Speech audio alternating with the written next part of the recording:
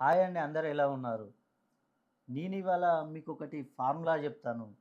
ఆ ఫార్ములా ప్రకారం మీరు ఇంట్లో కూర్చొని కూడా మీ పేరును ఈ చాల్దియన్ సిస్టమ్ ప్రకారం ఈ వాల్యూస్ చేసుకొని చూసినట్లయితే మీ జాతకంలో ఏది నెగెటివ్‌గా ఉంది, ఏది పాజిటివ్‌గా ఉందనేది ఒక్కసారి మీకు అర్థమవుతుంది.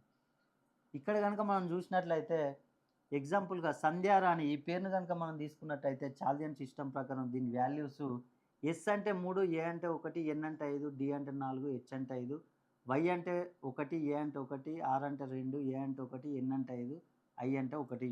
ఈ వాల్యూస్‌ని గనుక ఈ గడులలో వేసి చూసినట్లయితే ఏ విధంగా ఉంటుందో ఒకసారి చూద్దాం. ఎస్ అంటే 3, 3 అంటే రిలేషన్‌షిప్. సంధ్యారాణి అందరితో అన్నతో, అక్కతో, తమ్మునితో, అమ్మా, నాన్న, అత్త, మామ, ఫ్రెండ్స్‌తో చాలా బాగా ఉంటుంది. ఏ అంటే 1, 1 అంటే వివాహం. సంధ్యారానికి వివాహం జరుగుతుంది.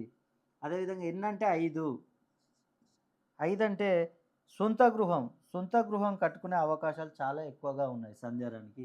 అదేవిధంగా డి అంటే 4, 4 అంటే రుణ బాధలు.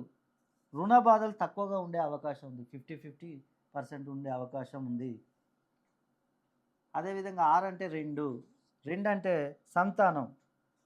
సంధ్యారానికి సంతానం కలుగుతుంది.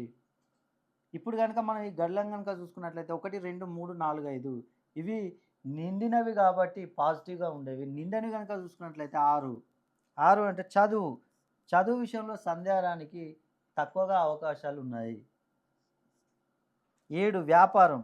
ఈ సంధ్యారాణి అని పేరు పెట్టుకున్న వాళ్ళు అనేక వ్యాపారాలు చేస్తుంటారు. కానీ దాంట్లో నష్టాలు ఎక్కువగా వచ్చే అవకాశం ఉంది. 8 అనారోగ్యం. ఆరోగ్య సమస్యలు ఎక్కువగా వచ్చే అవకాశాలున్నాయి సంధ్యారానికి. అదేవిధంగా 9 విదేశీ ప్రయాణాలు చేయాలనుకుంటారు ఈ సంధ్యారాణి అని పేరు పెట్టుకున్న వాళ్ళు. కానీ అంత సులువుగా ఉండదు. వీరికి శత్రువులు కూడా ఎక్కువగా ఉండే అవకాశం ఉంది.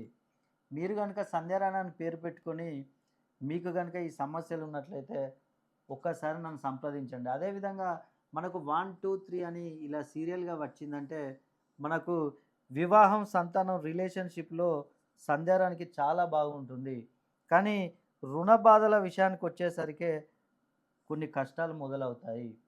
మీరు గనక సంధ్యారాణి అని పేరు పెట్టుకొని మీకు గనక సమస్యలు ఉన్నట్లయితే ఒక్కసారి మీ డేట్ ఆఫ్ బర్త్‌ని నాకు పంపించండి.